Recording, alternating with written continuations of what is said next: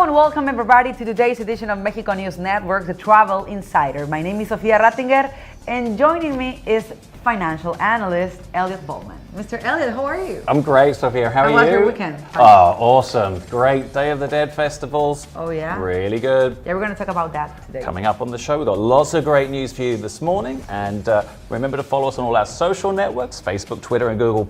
And catch us every day on our website, mexiconewsnetwork.com, for relevant stories and news. Let's start with the show.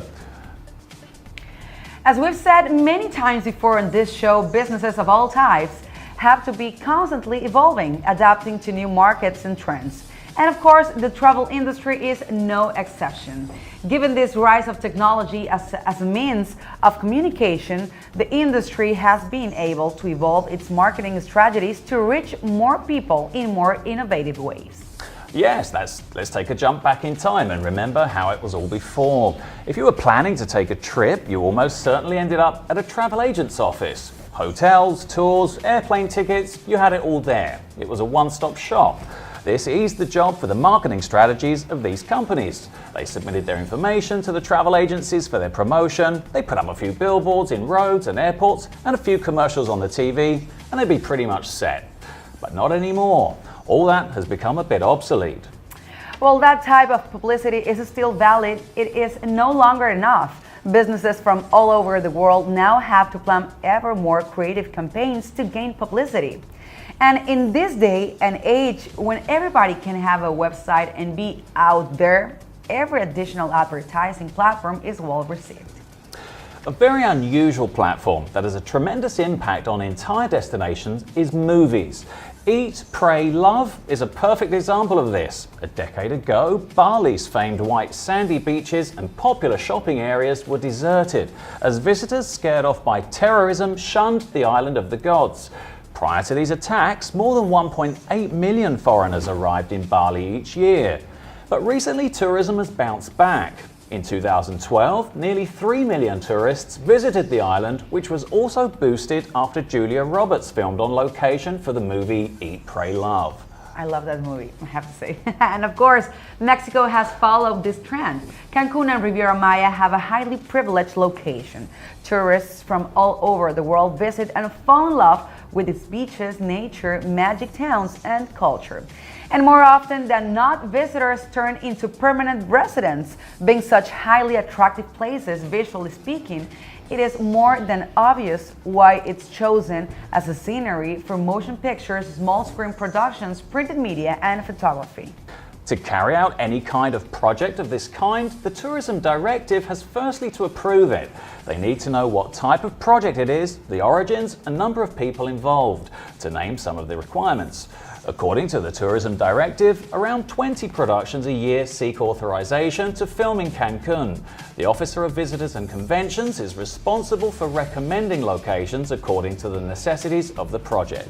One might think that this would only benefit those people involved in the making and distribution of these visual and audiovisual projects, but in reality, the destination itself also benefits greatly.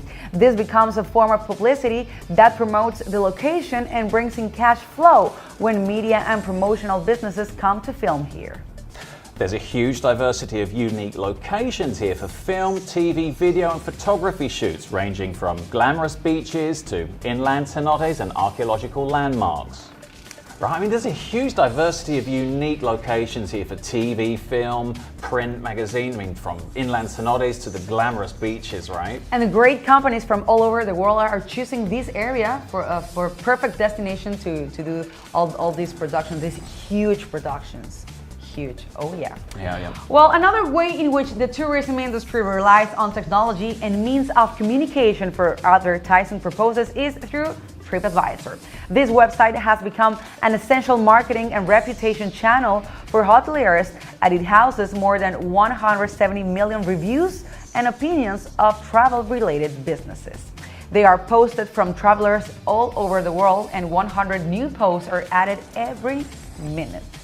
Wow, the site began in 2000 as a travel website with features, photos and reviews. But now it's the biggest travel reviews website on the planet. It makes nearly $1 billion in revenue each year and boasts more than 60 million members. According to Tom Vanderbilt, the site is now so big that its reviews can shift the tourist economies of entire countries. The growing power of these travel sites is evidenced by the fact that, according to Travel Weekly's Consumer Trends 2014 survey, 1 in 4 respondents said review sites have very much influence on their choices, up from 1 in 5 in the previous year. That jump comes largely from younger travelers aged from age 21 to 34, more than a third of whom indicated that review sites have very much influence compared with 22% the year before. While 95% of travelers report using travel reviews regularly to make booking decisions, the impact of reviews on hotels goes much further than just making the final cut. For instance, a Cornell study found that a 1-point increase in reputation, based on a 5-point scale, may result in a hotel's ability to raise room rates up to 11.2%. Given equal prices, travelers are 3.9 times more likely to choose a hotel with a higher review score.